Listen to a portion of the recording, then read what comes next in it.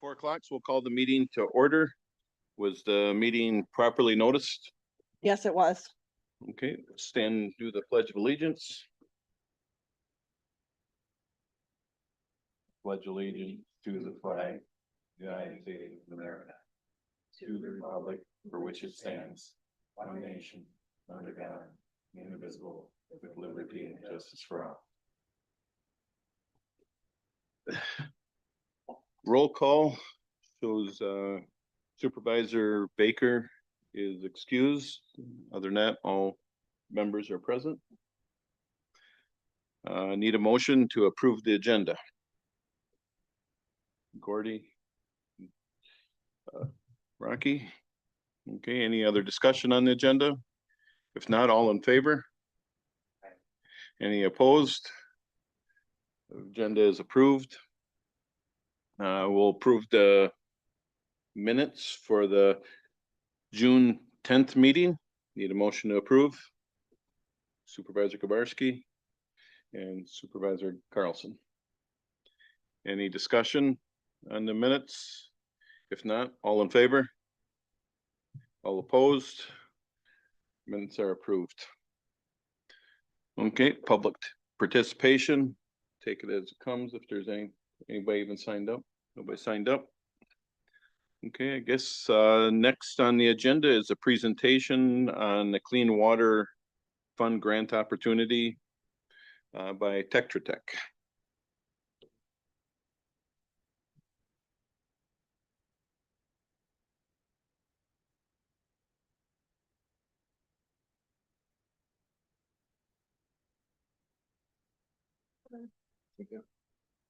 Good afternoon.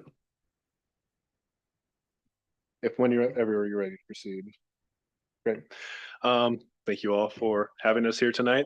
I'm Jalen Thomas. I'm the site engineer with Tetra Tech, working with the landfill.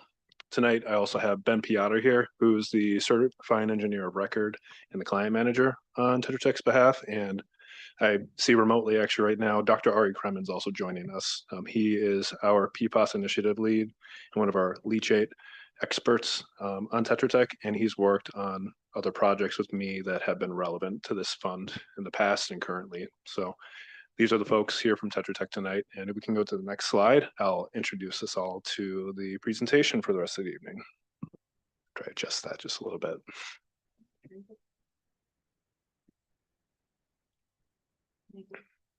go.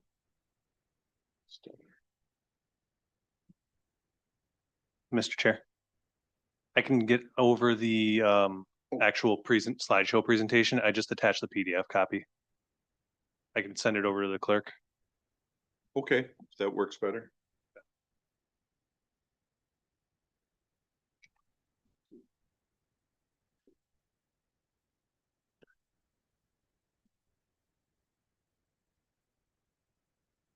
Mr. Chair, if it would be helpful, I also have a copy in the flash drive, actually. Hopefully is that yours through? Yeah, I just sent Okay. it. Yeah, how long does it take to get here?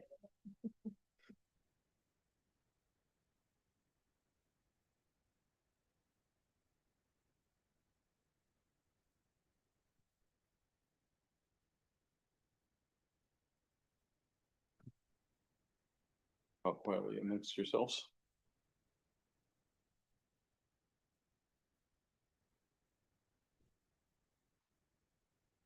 Gotta go to Google wherever that's at and come back.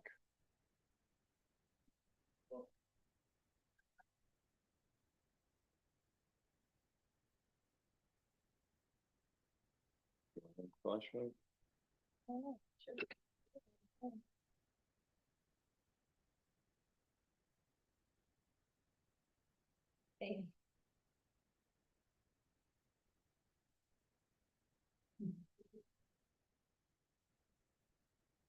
She's got a cow. Yeah, it looks the same.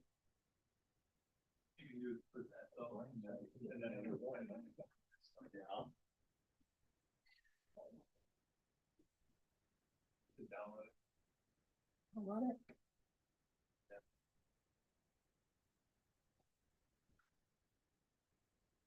Do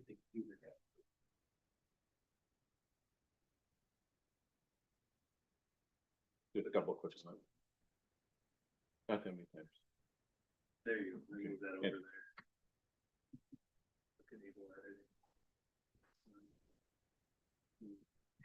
Down the bottom on that, right by your scroll thing right there. There we go. Okay. Perfect. Perfect. Perfect. There we go. Before we go to the next slide, the reason that this subject even came up, I just wanted to give a little background for the folks who weren't on the phone call with Ruben with me a couple weeks ago, but I just been checking in. I know there's been some issues with ammonia in the leachate that they've been doing a good job of managing through aeration to try to reduce those levels before it goes to the wastewater treatment plant. And Ruben had brought up that PFAS was now an item which the county was looking more into. It wasn't as pertinent at the time when we first got on board with the solid waste department almost a year ago now. But he had been looking into funding sources that could help with a treatment project. It sounds like the Clean Water Fund had initially been looked at, but the language is confusing. It looks like it is just for wastewater treatment plants. However, not just in Wisconsin, but in different states across the country, this fund is being used for landfill specific projects as it pertains to PFAS. So that's why we're here talking today to give a little bit more information about the fund and how this might apply to the different options that Ruben was assessing for the solid waste department. So we could go to the next slide.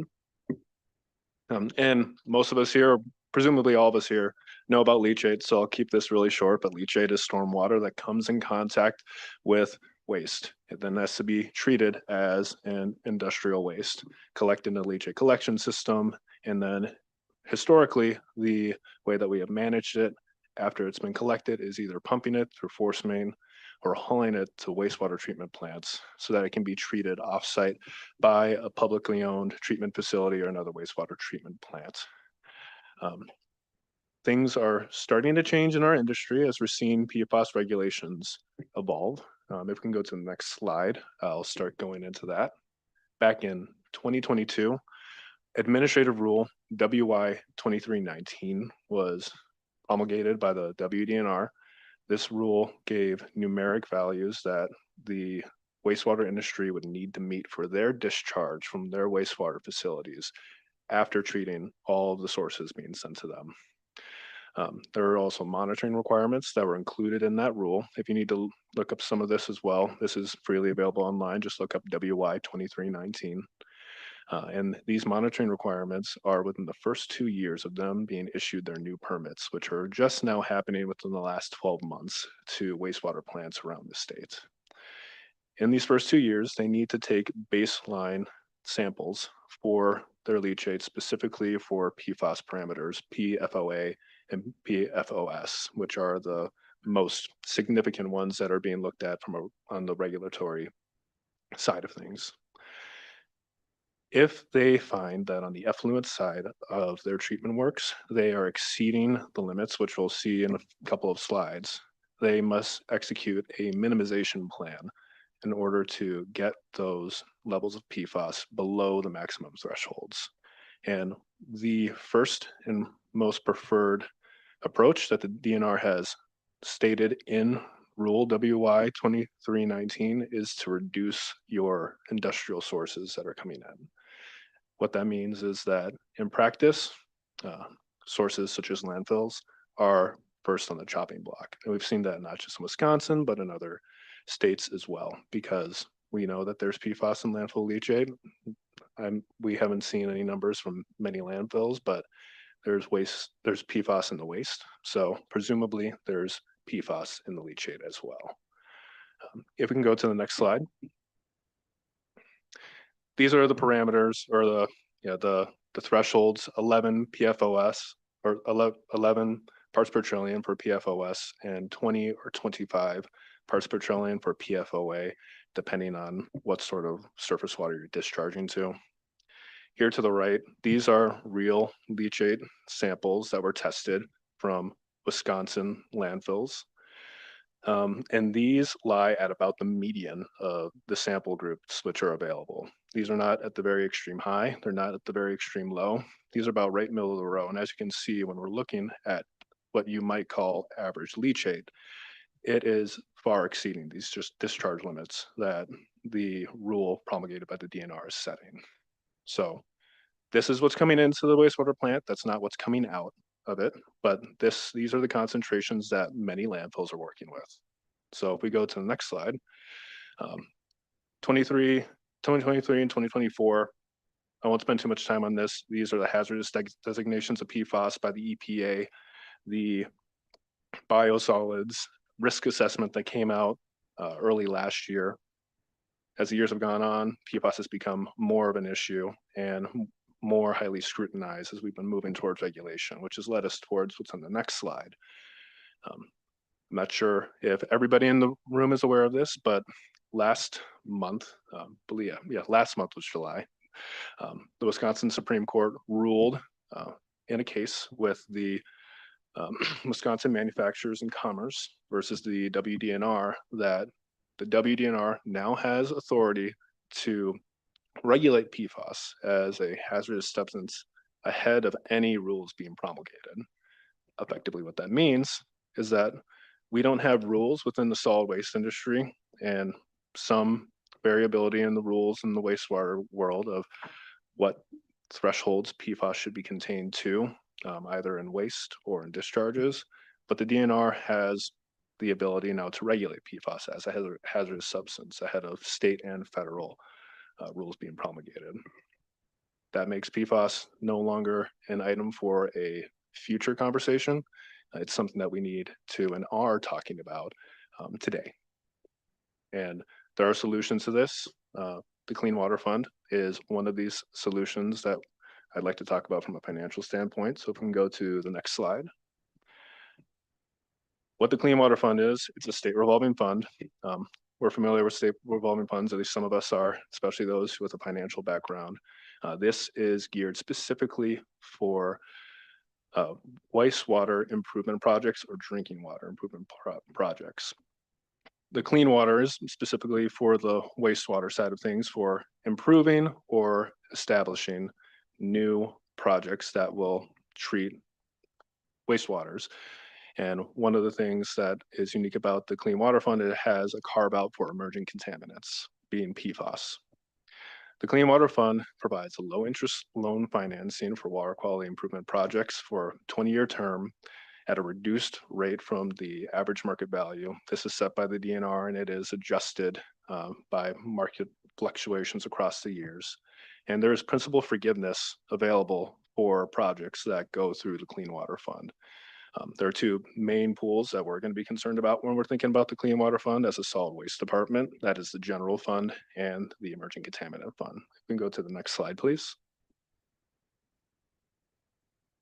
If Adams County, and I thought this would be helpful to provide real numbers, if Adams County had submitted an application for fiscal year 2026, which is due at the end of September, and there are steps prior to that to even be able to put in an application that we'll touch at the end of the presentation, you would have qualified potentially up to $5.6 million of principally forgiven funds.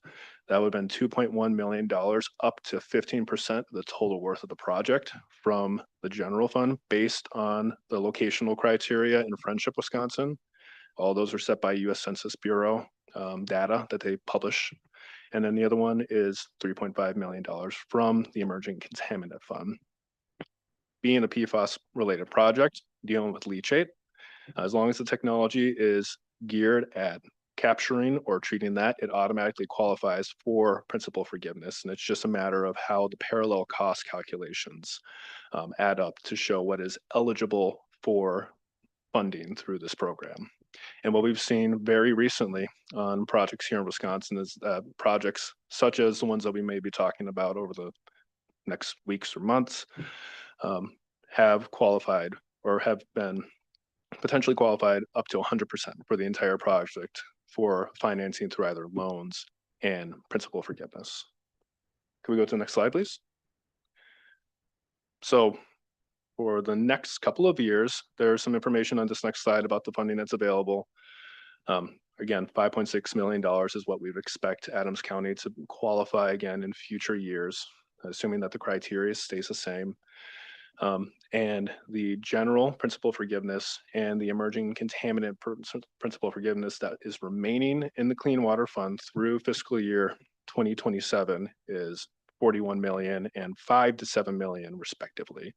The reason that that variation is on the emerging contaminants is that some of those monies are being spent this year. There's about $12 million left, and we put a range there based off of what we anticipate to be spent on the published projects.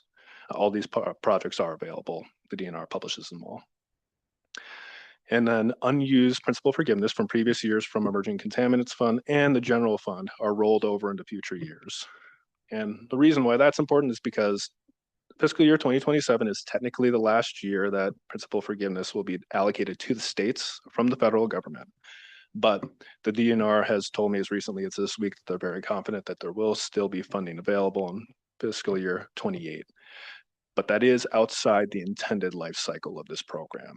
The most sure time frame within the allotted funds where we know money is going to be allocated is in fiscal year 2027. So if we can go to the next slide, please. I thought it would be worth just, as we get through that, summarizing like why would we do this now? Again, why would we worry about paying these costs now? Because $5.6 million of principal forgiveness and say a $7 or $8 million project, that's a lot of money. But there is a cost of waiting, and the cost of waiting is specifically on having to rely on what's going to happen for the wastewater treatment plants. As soon as they finish their testing periods, and City of Plover is a great example of this, they're already testing for PFAS. They've asked the Solid Waste Department for data. The reality is they probably have your data already. Wastewater plants are testing leachate as they get it. And I can't say every single one is. I don't know if Plover's done yours, but that is a possibility. So the data is getting up there, and they will know the levels of PFAS in their sources. And they are starting to shut the doors to landfills. A great example of this is a project which Tetra Tech has been working on for a couple of years with Marathon County, where they have had 5 to 10 wastewater plants in the last 8 months close their doors to them, which is why they are utilizing this fund to initiate their own project for something like this so that they don't have to wait to see what's going to happen with these increased costs from wastewater plants that may be able to treat it, but now that treatment's going to come at a premium. The other part of this, again, is the minimization plans. If there's no nearby wastewater treatment plants that can accept your leachate and still meet their discharge requirements, they will turn away an industrial source. And what that means is if there's not a local place within the state, that could end up being out of state hauling, which would be magnitudes more expensive. We run the numbers, some of our clients run the numbers. It could be millions of dollars a year for ongoing expenses for leachate until a more local solution is identified. Maybe that's with a POTW that's local that you could work with as a partner. Maybe that's an on-site treatment on your own. But the minimization plans are going to be rolled out because all wastewater treatment plants are going to be dealing with this PFAS issue the same way that their sister industry, the landfills, are. So, and the other aspect of why do this now is future readiness. PFOA and PFOS are not the last emerging contaminants that we're going to have to deal with. We know of dozens of other PFAS that are out there now that aren't being as heavily scrutinized. And the treatment technologies that are out there can treat and capture those PFASs now, and some technologies may even be future-proofed for other future emerging contaminants outside of PFAS. So getting into a technology at this point in time before there are legislative considerations to take into place that have fully come into effect would be to the benefit of the county in order to not have to worry about these things after they've already been fully executed by the state and by the EPA. Could we go to the next slide, please? This, and I won't spend too much time on this, I provided a roadmap for what it might look like if you wanted to go for a fiscal year 2027 application. This could be 28, but I've said my piece about why I think fiscal year 2027 is the most realistic. There would be an intent to apply. Now, an intent to apply is a non-committal application to the DNR, and it is a very low lift. It just basically says in 11 months, we want to submit an application in September. You provide a very small scope of work. It doesn't have to be very detailed, very little, if any, engineering behind it. But now you've held your place in the program so that if you want to submit an application, you may. After that, the next great milestone is submitting a draft facility plan to the WDNR by the end of March of the following year. The DNR requests that those be submitted in March so that they have 6 months to review and then have conversations with each applicant about the draft facility plan to make sure that it meets all of the legislation that is pertinent to it. And then that facility plan in its final form is then reviewed by the county, accepted as part of a resolution. That resolution would be included with your final application, and then biddable, a little bit past conceptual, but not issued for construction, biddable drawings and specifications would be included in a final application at the end of September. Move all those dates forward a year, and it's going to be the same for fiscal year 2028. But that is the step-by-step pattern of how this program works and how it looks like it's submitting an application. You'd be notified of an award by December of the year that you submit an application, and then you would have construction presumably shortly after that. There is a phase at which, due to the BABA requirements, or BABA, you have to have your engineering or architectural services bid out through a qualification-based selection. That doesn't have to happen right away, but once you start getting towards the larger cost items like construction, you'll have to do that if you want those monies to qualify for the Clean Water Fund. That's to show fair play that you can't just choose your consultant. Everybody would have to provide their qualifications, and Adams County would choose the firm who would be in their best interest to serve them on that project. That might be Tetra Tech, that might be a different company. If we can go to the next slide, please. That's all that I have. There are a couple other things that you'll see in your packet, a little bit of more information that might help me answer some questions, but if there are any questions now, I would love to hear them. And like I said, I've been here in the back. I don't know if Ari can speak, but if you have something technical, I'll probably redirect you to him unless I can't answer that and not give you an answer for myself. Any questions? Around in the area up there, you probably don't know or haven't tested, but what is the PFAS average level in, say, around in private wells around the area or in Adams County? I do not know that. The reason I provided those particular levels is because we have data in municipal solid waste that's coming from this region, or at least regions that are contributing waste to the Wisconsin market. We could test for that, and in some sites that I'm aware of are having to do that, but that is for permit related and site specific issues. I just wondered for baseline to know what you're dealing with in the area here.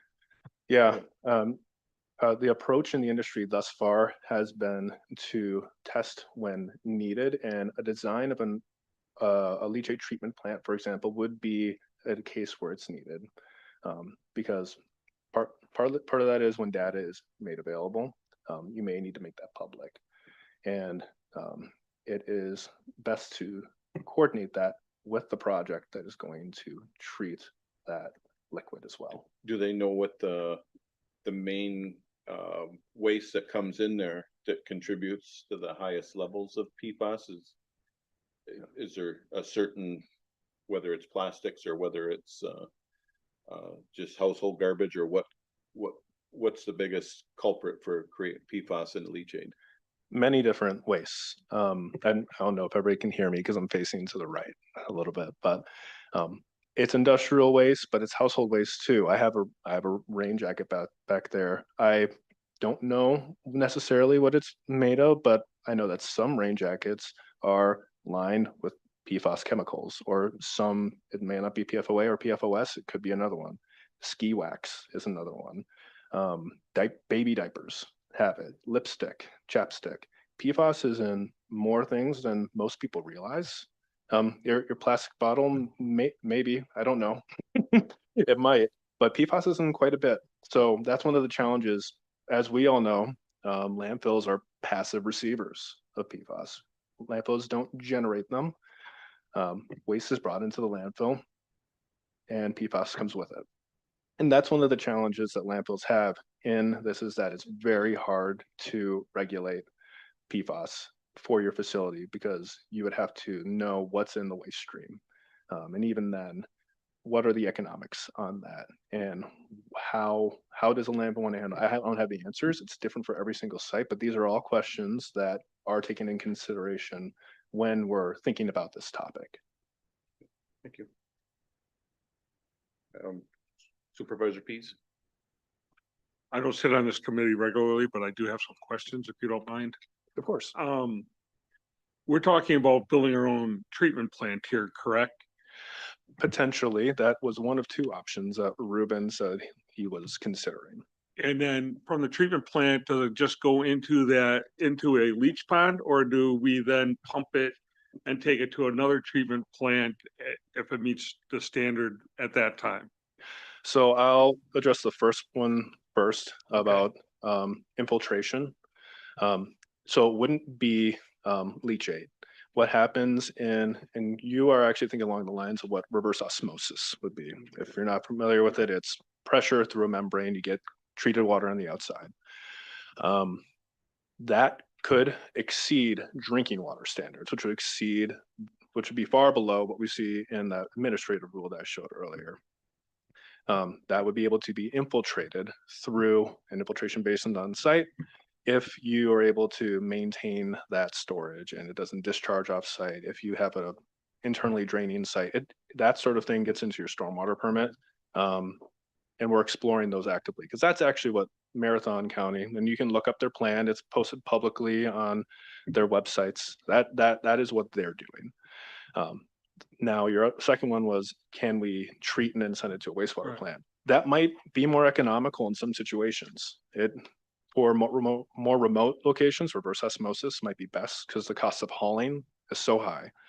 But if you have an existing force main, or if you're close enough, it might be more economical over the long term because of your operation and maintenance costs to have a technology in parallel like GAC, or granular activated carbon, and ion exchange media, which treats PFAS and some contaminants, but it doesn't treat everything, and you'll still have a waste product at the end of it. Or there's another technology called foam fractionation, which exclusively teaches or captures PFAS. And then it's in parallel with another one. But at the end of the day, both of those options still have to go to a wastewater plant. The economics would have to be run specifically for Adams County, because just what works for one site, that might not be the best solution for you, but it could be.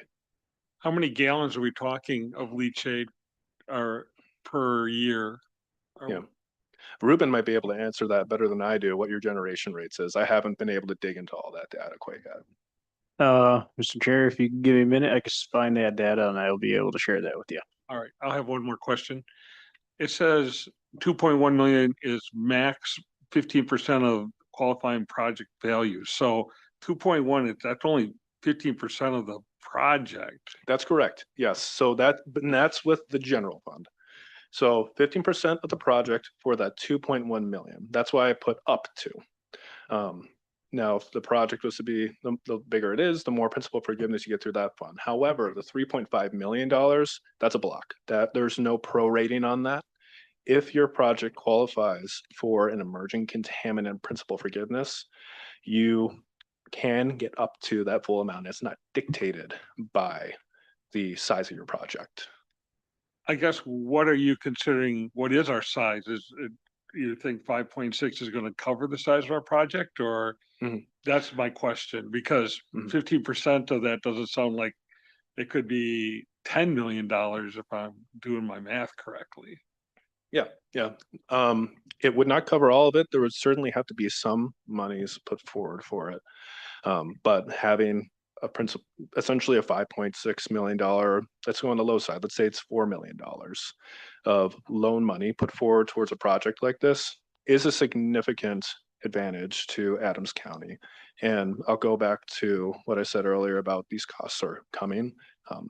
Adams County, in one way or another, like every other landfill, is going to have to pay the cost for PFAS treatment one way or another, because the state has told us and the federal government has told us that the solid waste industry must do that. The decision, which you will have to discuss, is simply how would you like to do that? Would you like to do that by hauling it somewhere else, and or maybe working with a local utility like the town of Adams, who, by the way, since they're a publicly owned treatment works, they could submit their own application in parallel with yours and potentially bring those into one project.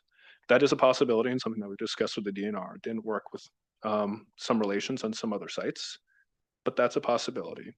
But one way or another, there will have to be a cost paid. And will it be in the implementation of a treatment plant, or will it be in long-term operations and maintenance? And Adams County may choose that that is long-term paying somewhere else. And that if that's your decision, then that's fine.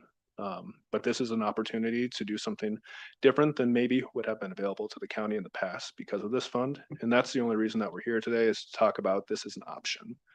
I'm in no way coming here and telling you that you should do this or you must do this. This is an option that Adams County has at their disposal if they want to do this. And we're more than happy to share our experience and showing you how we've helped accomplish this, and not just in Wisconsin, but Michigan, other states across the country.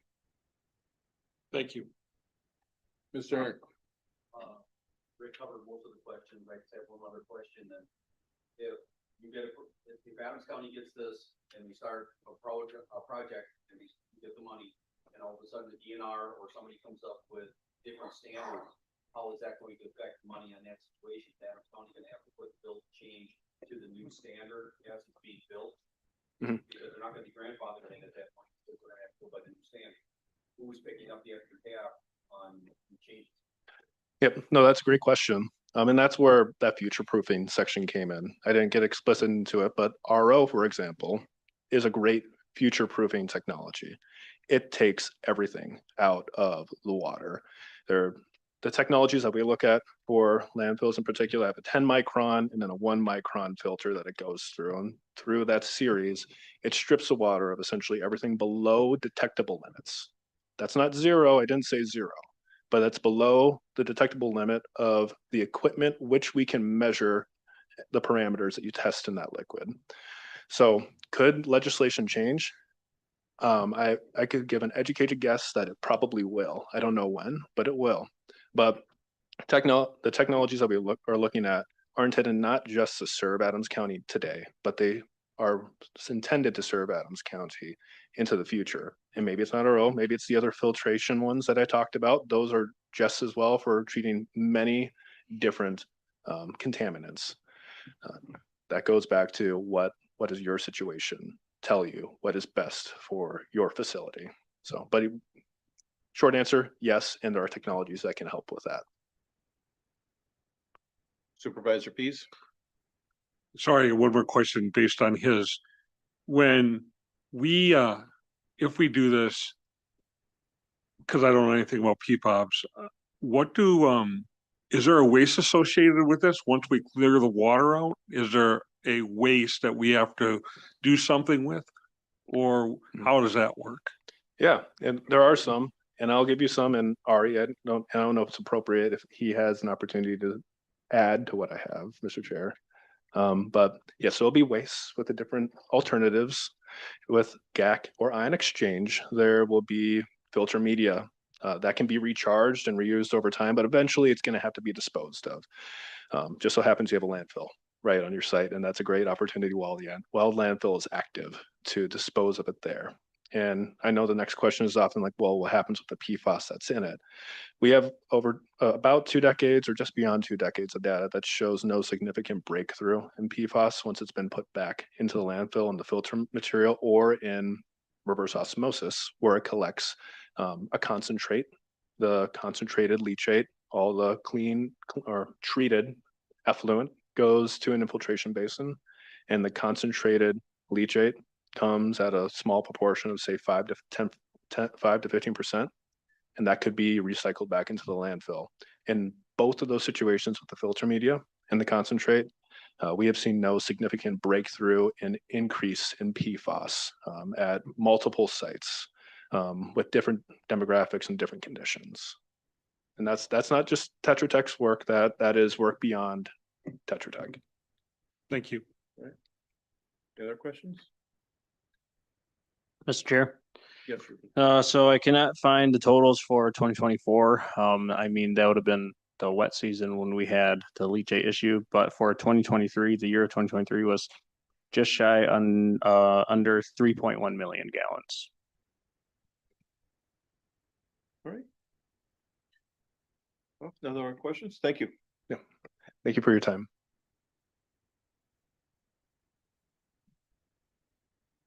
Okay, moving on to the next agenda item, we're gonna discuss or act on the butterfly garden update.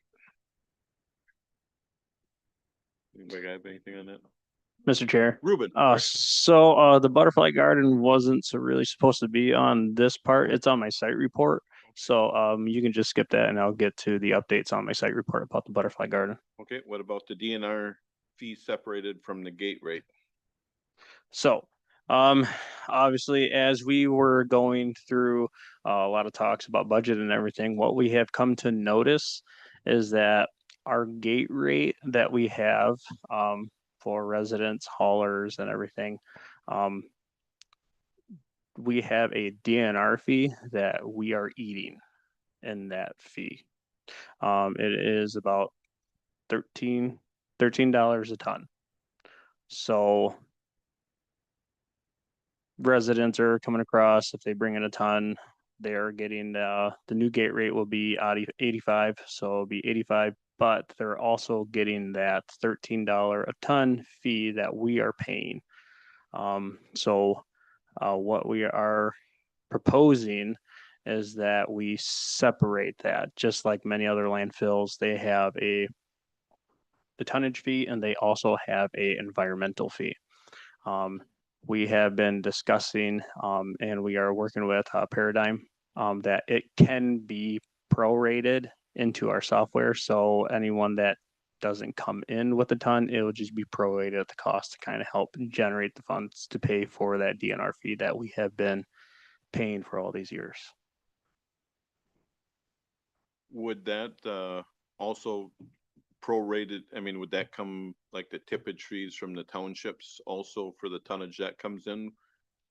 So that's kind of the perk that we will be having with those townships, with the transfer sites. If they have a transfer site with us, they will not be paying the cost for the DNR fee. That will be something that we'll be doing. It's kind of a benefit that they will get with our service.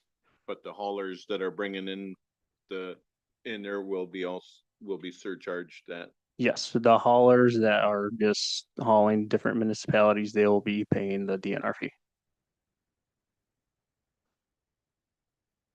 Supervisor Pease. Would they, anybody over a ton, will they be prorated up also? Yes, so as if they go about a ton and a half, they'll be paying the full 13 plus half of the ton rate. So everything is generated by proration of the 1 ton. How about anybody we've contracted with, like, I know LRS has been bought out, but are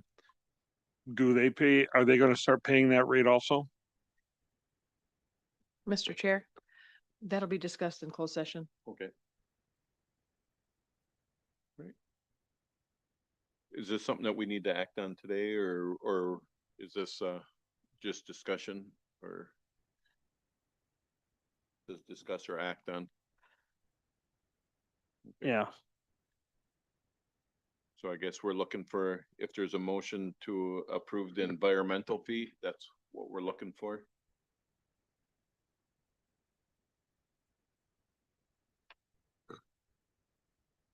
Mr. Chair, Yes. what we're looking for today is that this committee is giving us a direction to start separating out the DNR fee from the gate rate. So the gate rate is it 85 for January? So But this would be effective immediately. We've been taking a loss for a long time because it's just been built into the gate rate. So, yeah, we're looking for direction that this take effect immediately, or if the committee wishes, make it a January 1, so that we can start our budget process. So is if the gate rate, the tonnage coming across there is $85 a ton, this is gonna be additional one or for $13 on top of it, right? Is Yep. that way I understand it? Yes, Mr. Chair. Except those municipalities that have contracted with the county, they still get the gate rate, which includes, so no cost to them extra for the The one- DNR. The ones that have the garbage pickup at Right. each residence. So in essence, they're getting less than $85 gate rate plus a $13 if you go that route. It's about a 15%. They got a 15% discount. Just What put it about that the way. ones that have the transfer sites where they're, That's the transfer site I'm talking about. Yep. oh, I thought you were talking about Mhm. where the county's picking up door to door. Nope, transfer sites. Okay. So they're already at a discount. Will the door that the county picks up, will they be, those counties be assessed or that's under contract? Mr. Chair, it depends on how the language is in the contract. If it just talks about a gate rate, the gate rate's gonna be the 85 without the DNR. If it talks, hopefully in the contracts, it spells it out, but if it has gate rate and it says any other fees, then it'll be gate rate 85 plus the fee of the DNR. But if it doesn't, it all depends on how the contracts were written. All right, so I guess, we're looking for a, I'll make a motion that we go with it effective immediately. okay, got a motion, got a second. Second by Supervisor Kubarski. Any other discussion on this topic? Mr. Chair? Yes, go ahead. So with that direction, I just want to make sure when we say immediately, perhaps is that a September 1? Okay. Just wanted clarification. Okay. Any other discussion? If not, all in favor of the motion? Signify by saying aye. All opposed? So motion passes. Okay, moving on to reports, project status. Mr. Chair, Yes. so again, there's no really update projects on there, so, we are still in the final processes of getting GPU4 finalized and everything, so that's why that is still under incomplete. Okay. Site report. Mr. Chair. Go ahead. As you can see, industrial park, regular maintenance is still being observed. There was a couple alarms that went off. I notified Bill and he took care of that, on his own. The butterfly garden. So I got more, updates on that. So Tyler, the resource conservationist, he's been out there quite a few times. He's been spraying, herbicides and you can start seeing everything dying off. So the process has been on its way. We're really looking forward to it actually taking off. Some of the guys kind of have some ideas for decorating it, but we'll get there in the future. But other than that, we got the butterfly garden on its way. Temporary assignment. So Matt Wedlin, he is currently filling in as the MRF manager during the short-term absence in the position. So Matt Wedlin is filling in for the MRF building at this moment. For equipment, I will let Nate take that.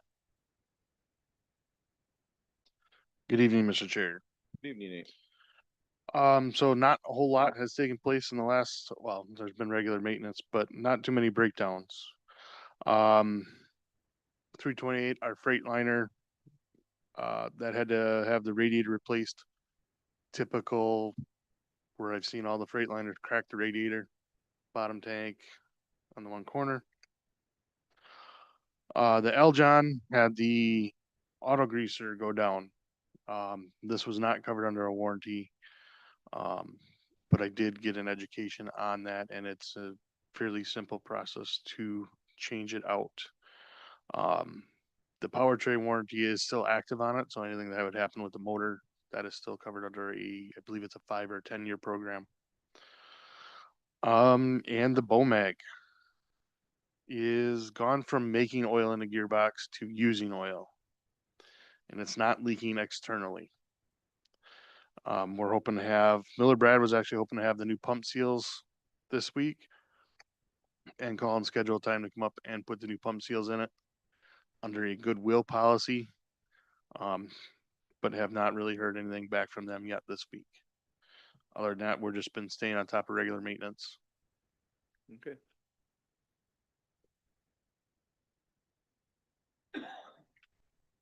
Mr. Chair? Yep. Might I add on that BOMAG on the goodwill policy? So, on the seals that we replaced last time on those, they ran just about shy under 50,000. They are planning on doing that at cost. They're not going to cost us anything. They are working on to getting everything covered, including their travels and their stay. If it came down to it, the most that the landfill will have to cover is probably $1,200. How many hours did the machine have on it from when they put in till now?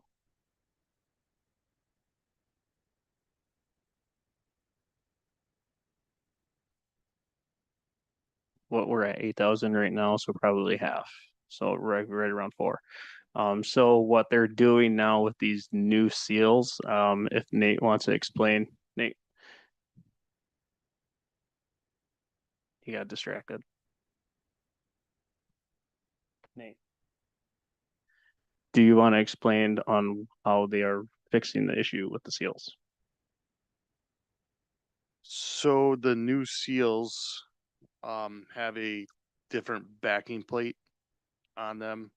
And then at some point in time, they have a relief valve that they're going to install in there too, that on startup in the cold weather, it will actually dump that pressure back to the tank, that shock pressure back to the tank versus shocking the system, if the way I understood this.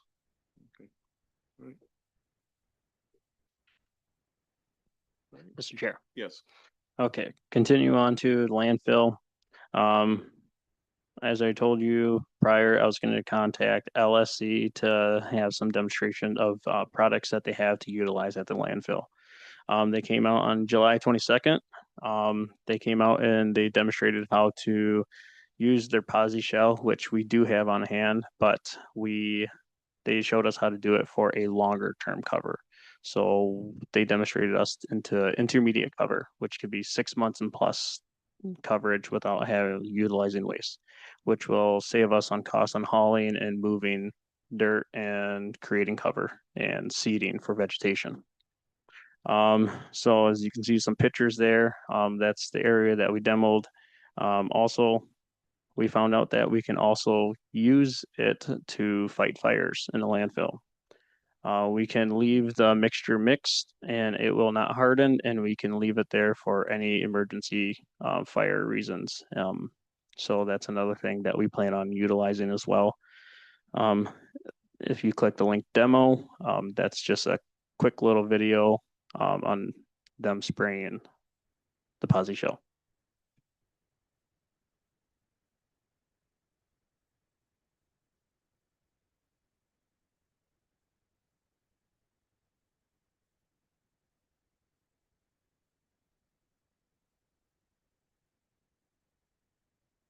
So it's nothing more than a hydro seeder. That's exactly it. So we basically have everything on hand. It's just to move forward with how we are doing, we'll probably have to do another plan of modification for the DNR to get approved to use this as intermediate cover. So that's still something that we are looking at. They also do have other products that we are going to be looking at, and I'll add that into next month. There's EarthGuard and Dust Lock, which we can use together to eliminate washouts on the slopes. So it will prevent washouts and we won't have to keep repairing and moving sand to repair those washouts. You don't have to click it, but that's, I mean, you can click it. That's just a brochure of the Posi shell and it explains everything that it does and the mixture and the benefit cost of it between hauling and using equipment. Anything else? Keep going down. Obviously, the landfill leachate treatment. We cover that a lot with Tetra Tech, but it will probably be an actionable item next month because we would really like to, obviously, the intent to apply is due by October 2025. So with all the information given, the reason why this has been coming up to me is because we are already seeing restrictions on our leachate. We've looked up the DNR website. We've called 35 water waste treatment facility within 45 miles radius of us. None of them will take our leachate. The only ones that are still taking it is the city of Adams and Plover. Now Plover has been reducing the amount. They have been working with us, but they have been reducing the amount, and a lot of municipalities are being directed to only take in what is within their municipality. So that's why crew moving on this is kind of an urgent thing because I would like to be ahead of the game instead of being behind and trying to catch up. The tonnage report, if you can scroll down. So the landfill, this is kind of, it shows an example on how out of county hauling is important for the landfill. You can see that every month from April to July has been going negative. The reason why January and February and March were so high is because we had Lenaroo doing a big demo that was coming into our landfill. So this is everything that's come to the landfill, and we are still seeing a negative. If you go down to out of county, we are still being a positive. So we are seeing obviously out of county is utilizing us, and that's a big priority on why we need to focus on why out of county is important to the landfill. Strong's Prairie, you can see that they're basically normal. I mean, they're high on the high months and they're low when it gets low. If you want to scroll down to the MRF. So there was a Sunoco load rejected. Don't know what everyone has heard. I've heard a lot of stories of what people have heard. I'm here to clear those up. So what it was is that there was not a procedure to clean out the baler prior to baling the paper material. So they did not clean it out. So they proceeded to bale paper and plastic got mixed with it. That is why the load got rejected. So the whole load got rejected or just the bale? The whole load. So once they kind of see it in a couple, they tend to assume that it's in all of it. So they brought it back. We are working on what we are going to do with that load still. But that is the reason why it was rejected. Now, this was the first time.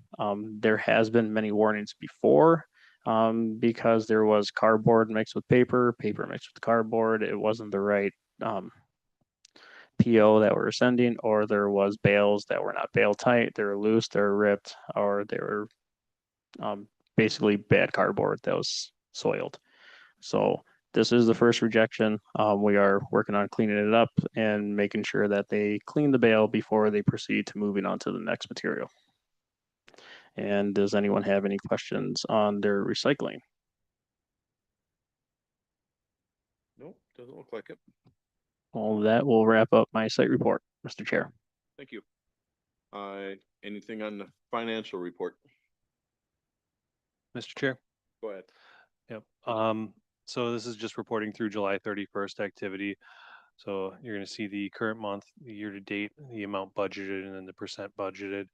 For any revenues that are under roughly 58%, there's gonna be a comment on there. And then same with expenses. Any expenses that are over roughly 58%, you're gonna have comments on there. If you scroll to page 8, you're gonna see that year to date, roughly $265,000 to the good for the department as a whole. If there's any questions on any of the specific line items, I can take those. Any questions on the financial report? No? Thank you, Kyle. Okay, next up is to set the next meeting date. What do you got, Lila? Okay, September 9th at 4 o'clock. All good? All right. So next item is the committee will convene in closed session per Wisconsin State Stats 19.851E for the purpose of deliberating or negotiating the purchasing of public properties, investing of public funds, or conducting other specific public business whenever competitive or bargaining reasons require a closed session. To consider agreement between Adams County and the town of Strongs Prairie regarding solid waste. So do we have a motion to move into? Got a motion? Got a second to go in? Supervisor Kubarski and Supervisor Carlson. Okay, we'll take a roll call vote. Supervisor Kubarski, yes. Supervisor Carlson. Supervisor Gilner, yes. And Supervisor Bork, yes. So at this time, we'll shut everything down and go into closed session. And so